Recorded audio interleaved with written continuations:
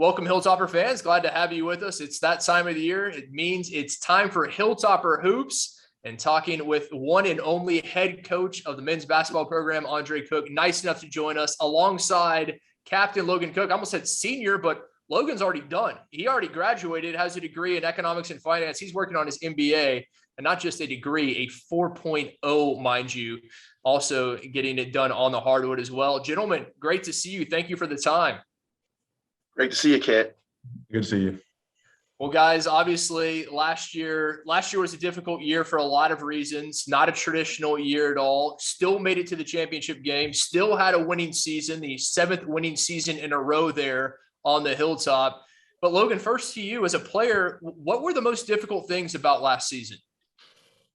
I think a lot of kind of like what we had to go through, like the restrictions for COVID and stuff. That was pretty challenging. And then, we only had 10 guys for most of the year, so that was also tough practicing day to day and everything. But I think how we finished the year and came together and like we're able to make it to the Lone Star Championship, like you said, it gave us a lot of hope for the future as well. Coach, obviously, I mean, there were so many variables last year, so much uncertainty, but your team still found a way. They came together. They won games. You were back in that championship game. You had another winning season. What's the secret? Surround yourself with good players and good assistant coaches. I was really just proud of the guys last year, Kit. Like, it was obviously, we're not out of the woods yet. We feel like we're trending in the right direction and toward a normal season for sure. Last year, we lost 5 in a row at one point, and we were just miserable. And we got into the tournament as the 8th seed with the crazy number system they had. And when Jay Krafko hit that step back 3 to beat Lubbock at Lubbock, it was like we let out all sorts of exuberance of just a tough year, and that led to beating Kingsville by 30, and then unfortunately losing to West Texas again. But I was so proud of the guys to hang in there. As Logan said, only 10 guys. Our international guys didn't come. We many times at practice we have 8 or 9, just trying to get through the slog of the season. But to maintain our kind of our stature of playing in those big games, for those guys to do that I was tremendously proud of them. Coach, I know you're obviously proud of what your team always accomplishes on the floor, but before we talk about this coming season, last year, for the 2nd consecutive year, your team, the Lone Star Conference academic champion 2 years in a row. I know that makes you as proud as anything. Yeah, I appreciate you bringing that up, Kit. And you are, we know each other well, and that's an accurate statement. That we try to, and last year I felt like, to take classes through Zoom and the difficulty and challenges of that, and for our guys to maintain their academic, concentration through the season. We try to stress it. You talk about Logan Cook, what a great example of being that, I know it's cliche, that student athlete, but you're looking at a guy that 4.0 student and led the league in rebounding. What an unbelievable combination. And he sets a great, as the captain of our team, and just a veteran guy that we've been together 5 years. What a great example. We lost, Ryan Garza, in the physical therapy program at UT San Antonio, Health and Sciences. I think he got 1 B in his career. We used to kid with Sean Phillips, like, Sean, you're the worst student of the 3, and he graduated with a 3.7. So, it was, guys like that get it here on the Hilltop, and they're fun to be around. And they get what we're, trying to, that degree from a terrific academic school is what it's all about.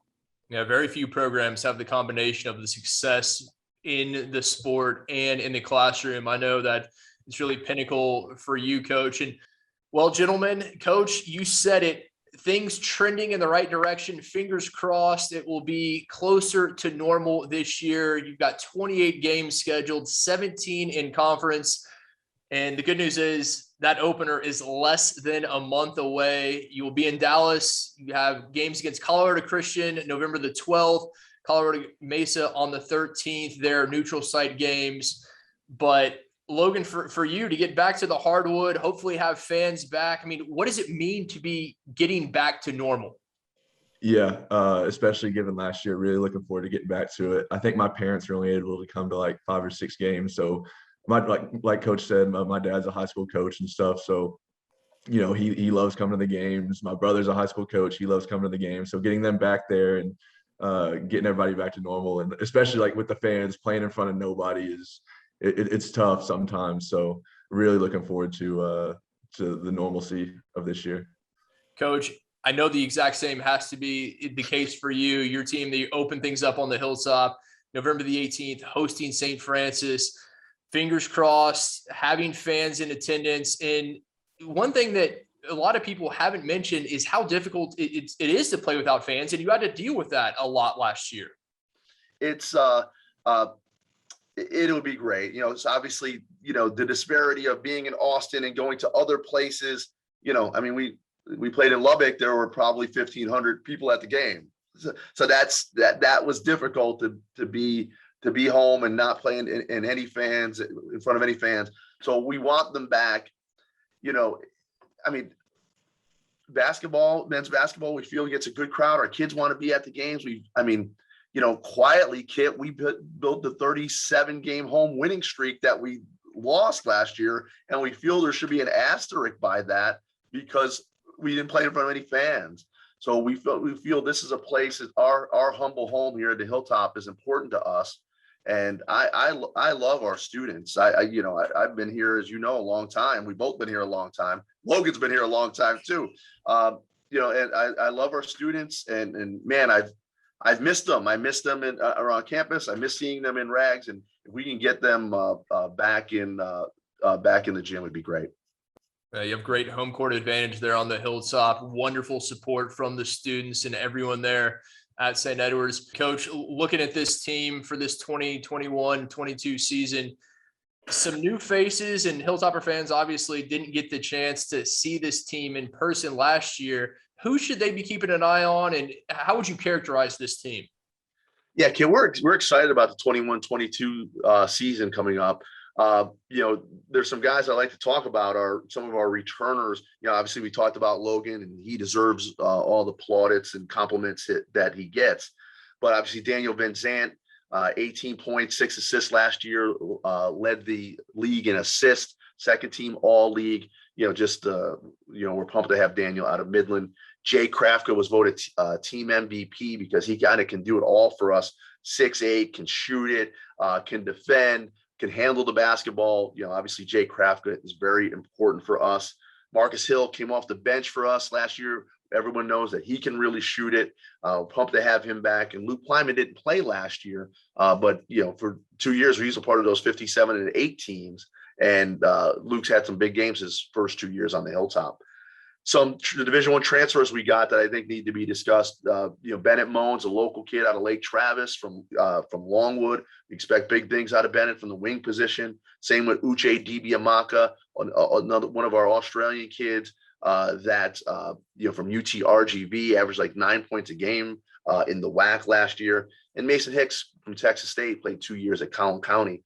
And another 6'8" kid that we saw years ago, playing in AAU. So for the 3D Empire, and just 2 freshmen I like to talk about. I think that we'll see minutes for us. Gabino Ramos from San Antonio won multiple state championships at Antonian. Terrific point guard. He'll get minutes for sure. And Blake Nielsen, who's from Perth, Australia, but played his last 2 years when his dad got the coaching job for the Austin Spurs. He played at Westlake. Blake Nielsen, 6'5", a high IQ kid that will also be battling for minutes this year. So I think you put all those guys together, a lot of new faces, but I think we feel good about our roster. Coach, you mentioned the preseason poll, your Hilltoppers, number 5. Is that bulletin board material for your team? Is that something that they're going to use as motivation? Probably. Those things are, kid, unless, everybody always feels slighted. You hear every interview by every head coach, and they say, nobody believed in us. I try not to go there. We feel that obviously West Texas is not just going to abdicate their title. They're always at the, they've won the region, the league. I don't know how many years in a row. Lubbock Christian is very good. We know that we had a great win against them last year. And then, DBU, I think, has been 5 of the last 6 NCAA tournaments. And Kingsville was 15-3 last year and has everybody back. So those are 4 good teams that were picked ahead of us. But, I'll quietly let them know that we were picked 5th, and I'll let them individually take it how they want to take it. I love it. Again, the Hilltoppers open things up. They'll be in Dallas, November the 12th and 13th, 2 neutral site games, and that home opener the 18th, hosting St. Francis. You can find that full schedule, gohilltoppers.com. Logan Cook, captain, and the man who needs no introduction, head coach Andre Cook, nice enough to join me. Gentlemen, thank you so much for the time. It's been a pleasure. Always good to see you, Kit. Look forward to seeing you at the home games this year. You too, Coach. Looking forward to it. Thank you.